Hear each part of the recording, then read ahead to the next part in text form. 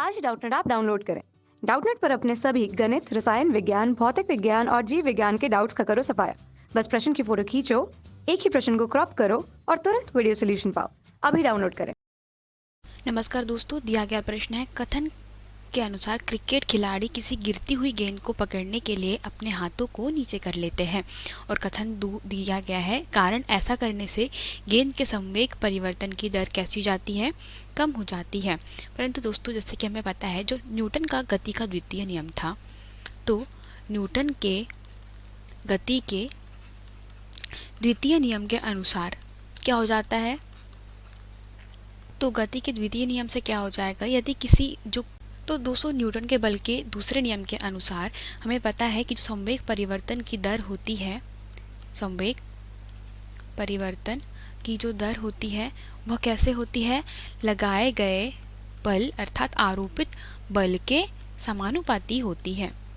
ठीक है, तो क्या होगा कि अगर संवेग परिवर्तन की दर को मैं p dv/dt से दर्शाऊं तो क्या हो जाएगा, जो किसके लगाए गए बल अगर F है तो F के समानुपाती होगी। अब चूंकि किसी खिलाड़ी के द्वारा क्या अगर कोई गिरती हुई गेंद को पकड़ना है तो दो चीज़ें होगी वहाँ पे। देखिए, पहला, गेंद का जो द्रव्यमान है मान लीजिए वो m है और जो उसका वेग है v है, तो इसका द्रव्यमान m के कारण क्या होगा, इसका जो वेग है मतलब m द्रव्यमान m थोड़ा कम है तो वेग इसका बहुत ज़्यादा अधिक है, क्योंकि वह गिरती हुई बाल है तो इसका वेग बहुत अधिक है। अगर खिलाड़ी इसको सीधा बिना मूवमेंट के अगर पकड़ लेगा तो क्या हो जाएगा, उसका हाथ क्षतिग्रस्त हो जा सकता है, उसे चोट लग सकती है।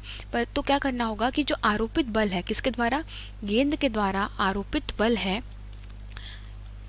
ठीक है, वह क्या होगा, अगर वो F1 है मान लीजिए, तो वो आरोपित जो बल है वो कितना हो जाएगा, m में हो जाएगा, जिसमें क्या करना होगा, हमें आरोपित बल का मान कम करना होगा। और आरोपित बल का मान कम करने के लिए क्या करना होगा, जो द्रव्यमान तो गेंद का नहीं परिवर्तित किया जा सकता, परंतु गेंद का जो वेग है उसमें परिवर्तन किया जा सकता है। और जो त्वरण होता है वह क्या होता है, v1 माइनस v2, मतलब प्रारंभिक वेग माइनस अंतिम वेग बटे में t। तो चूंकि क्या किया जाता है, जो खिलाड़ी के द्वारा क्या किया जाता है कि जो टाइम है वह जब क्या कहता है कि वो गेंद को पकड़ने के लिए अपने हाथों को जो नीचे कर लेता है, उस टाइम पे उसका जो हाथों का जो वेग होता है मान लीजिए वह v2 है, और जो हाथों को पीछे करने में लगा जो समय है वह t है।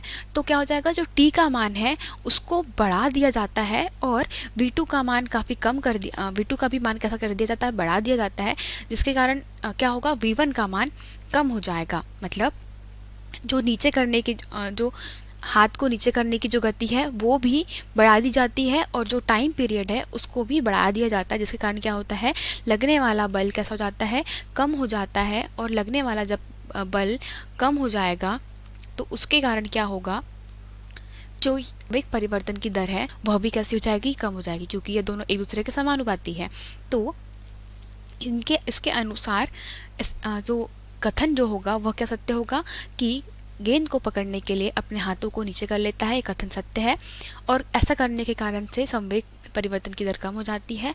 तो हाँ, क्योंकि बल का मान कम हो रहा है तो संवेग परिवर्तन की दर भी कैसी हो जाएगी, कम हो जाएगी। तो हमारा यह कथन कौन सा कथन सत्य है, दोनों ही कथन सत्य है। कथन 1 तथा कथन 2 दोनों सत्य है। वह कथन 1 जो है वह सही व्याख्या कर रहा है। ठीक है दोस्तों, तो सही उत्तर क्या हो जाएगा हमारा, ये वाला।